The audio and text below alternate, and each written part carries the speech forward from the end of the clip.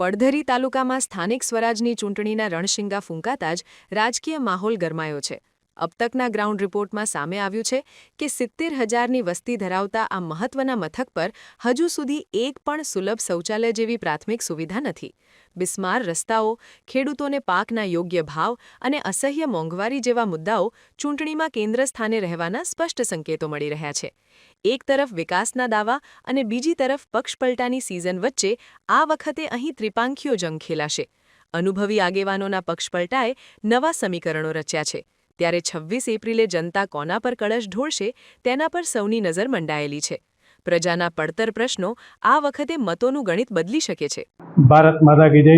હું રોહિત વિક્રમભાઈ ચાવડા, પડધરી તાલુકા પંચાયતના પ્રમુખના પ્રતિનિધિ તરીકે તમને ભારતીય જનતા પાર્ટીની સરકાર દ્વારા વિવિધ કામોની યાદી તમારા વર્ણન મૂકું છું. એવામાં પડધરી તાલુકા પંચાયતનું બિલ્ડિંગ અંદાજિત 4 કરોડ રૂપિયાથી વધારે પડતી રકમ આપણા દુર્લભજીભાઈ દેથરિયા દ્વારા આપણી સરકાર દ્વારા પાસ કરાવવામાં આવેલ છે. એનામાંથી વધારે એક આગળ તમને લઈ જાઓ તો ભાજપ સરકારની જે ગાંધીનગર દ્વારા જે કૃષિ વિભાગમાંથી પડધરી તાલુકાના 15,700 ખેડૂતને મબલક ટેકાના ભાવે મગફળી ખરીદ કેન્દ્ર કરેલું છે. ત્યારબાદ તમને લઈ જાઓ તો પડધરી તાલુકાના શૈક્ષણિક હેતુમાં જ્યાં જ્યાં જરૂરિયાત હતી ત્યાં નવા રૂમ અને નવી સ્કૂલો, ત્યારબાદ હાલ અત્યારે જે રોડ રસ્તાની મારા પ્રમુખશ્રીએ વાત કરી તો કોઈ પણ કામ ચાલુ છે અને કોઈ પણ કામ પૂર્ણ પણ થઈ ગયેલા છે. હજી કોઈ પણ કામ હશે તો અમને એટલો વિશ્વાસ છે કે અમારા ધારાસભ્ય શ્રી દુર્લભજીભાઈ દેથરિયા દ્વારા એમની ટર્મમાં જ પૂરા કરવામાં આવશે એવું અમે આશ્વાસન આપીએ છીએ. અને વધારામાં હું તમને કહું તો એક વર્ષો જૂનો મુદ્દો સુવાગ ગામનો હતો.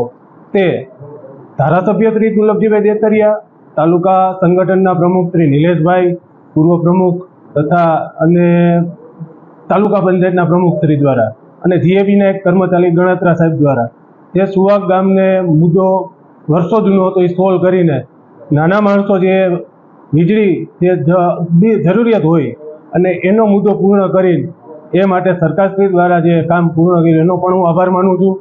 આ જે મુદ્દા છે એ અમારે યાદ કરવાના છે અને એ યાદ કરીને જ અમે નીચે ગ્રાઉન્ડ લેવલે, જેમ કે કોઈ એવી ગાથા નથી કે અમે જે નાના માણસોને અમે કહીને અમે મુદ્દા પૂરા નથી કરતા, પણ અમે પૂર્ણ કરીને જ બોલી છીએ. એવામાં એક મુદ્દો પડધરી તાલુકાના 100 ચોરસવારનો કહું તો 5 વર્ષની અંદર ઓછામાં ઓછા 80 ચોરસવારના પ્લોટ જેમને મળવા પાત્ર છે એમને આપેલા છે. ત્યારબાદ રૂડા વિસ્તારની અંદર જો કહેવા જાઓ તો જે ગામ છે એમની અંદર નાના માણસોને અંદાજિત 3.5 લાખ રૂપિયાનું એમને રાહત દરે મળે છે બાંધકામ કરવા માટે. આ ભારતીય જનતા પાર્ટીની સરકાર દ્વારા જ થઈ શકે.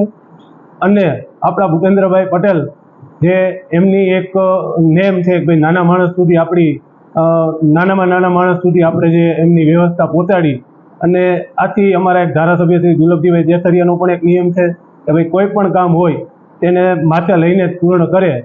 અસ્તુ. ભારત માતા કી જય. જય જય ગરવી ગુજરાત. નમસ્કાર, હું પડધરી તાલુકા ભાજપ પ્રમુખ નિલેશ દોડિયા. આથી આ પડધરી ગ્રામજનો, તાલુકાજનોને વિકાસના કામની યાદી આપું છું કે ભાજપા સરકાર, આપણા ધારાસભ્ય શ્રી દુર્લભજીભાઈ દેથરિયા, આપણા મુખ્યમંત્રી શ્રી ભૂપેન્દ્રભાઈ પટેલ, આપણા વડાપ્રધાન શ્રી નરેન્દ્રભાઈ મોદી, આપણે પહેલાં સૌ જાણીએ છીએ કે આપણે આજી 3માં હાલ અત્યારે સૌની યોજનાનું પાણી ચાલુ છે.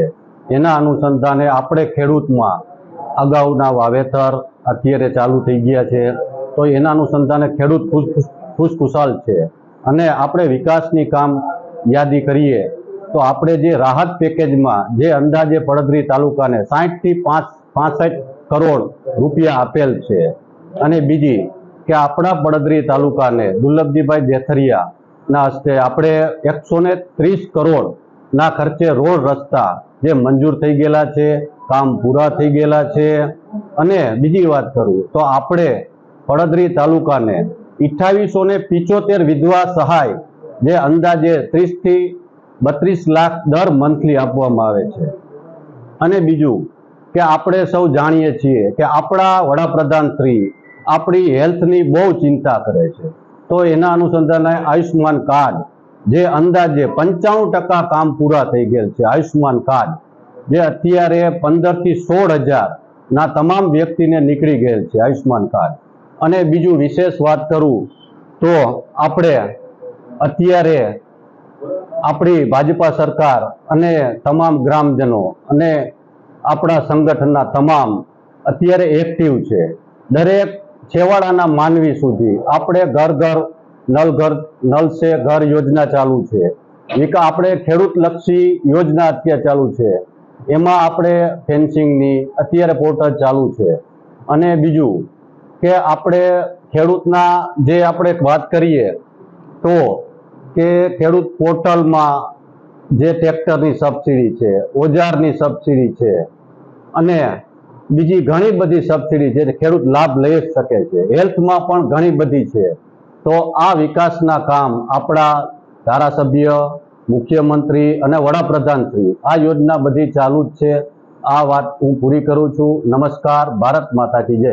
હું જાડેજા ચતુરસિંહ રમુભા હડમતિયા, પડોશી તાલુકા કોંગ્રેસ સમિતિનો પ્રમુખ છું અને આ આવનારી સ્વરાજની ચૂંટણીમાં અમે સૌ કોંગ્રેસવાળા સાથે મળી અને પ્રજાનું કામ કરવા માટે અત્યારે મક્કમ થઈ. અને જે ભાજપની સરકારે ગઈ 5 વર્ષમાં ક્યાંય રોડ રસ્તા પડતી તાલુકામાં ગામે ગામના જેવા કે ક્યાંય વાહન હાલે એમ નથી, સામે વાહન મળે તો એક્સિડન્ટનો ભય છે. અને આવો પડતી જેવું આવું સિટી છે, ક્યાંય જાહેર શૌચાલય નથી.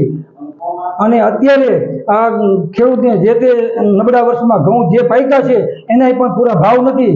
આજથી 20 વર્ષ પહેલાં તે ઘઉંના ભાવ 500 હતા, તો અત્યારે 400 રૂપિયા પણ પૂરા મળતા નથી. તો જેથી કરીને અમે પડદરી તાલુકા કોંગ્રેસ ટીમ ચૂંટણીમાં જો જીતશું તો અમે પ્રજાલક્ષી કામ કરશું એવો હું વિશ્વાસ આપું છું. હું સતુભા મોસન જાડેજા, ખાખડા બેલા. આજે પડદરી તાલુકા ભાજપમાં હું જે હોદ્દેદાર પહેલાં ઉપપ્રમુખ રહી ચૂક્યો છું, ત્યાર પછી સભ્યપદ પણ હતું. પણ અટાણે જે પબ્લિકના કામ નથી થતા એટલા માટે ભાજપમાં મને ગુંગળામણ થતું હતું કે જેથી કરી કે કોઈ પણ હોય તો આપણે કહી શકી નહીં, કોઈથી થાય નહીં. અને એને પદાધિકારી અને હોદ્દેદાર એની જેને જે તફાવત એ જેને ખબર પડતી નથી. અને પદાધિકારી છે એ બધું એવું જ માને છે કે આ હોદ્દેદારો હોય એનું જે હાલે, પણ એ ખબર હોતી નથી એટલા માટે થાય છે. અને ખેડૂતોનો જે આ પોષણક્ષમ ભાવની વાત થઈ છે તો એમાં સામાન્યમાં સામાન્ય માણસો એને પણ ખબર પડે કે જો ભાઈ સ્કૂટર લ્યો તો એ ભાવ નક્કી કરે, સોના પાસે તમે જાઓ તો એનો સોનાનો ભાવ નક્કી કરે, મજૂરી નક્કી કરે, ગમે એ હોય ગમે એ જ ભાવ નક્કી કરે તો ખેડૂતનો ભાવ ખેડૂત કેમ ન નક્કી કરે? અને ખેડૂતની સમિતિ બને નક્કી કરવું જોઈએ ભાઈ તમને ઉત્પાદનમાં શું થયું ને શું, એટલો જો ખેડૂત નક્કી કરી એની ભાવે જો ભાવ નક્કી કરી અને સરકાર ખરીદે તો જ એને ભાવ મળે, નહીંતર મળે નહીં. એટલે જો આ ખેડૂત પ્રધાન દેશ જ્યારે છે અને જો આમાં ખેતી જ નહીં કરે તો શું થશે એ આપણે સમજવા જેવું છે. અને નાનો માણસ પણ સમજે.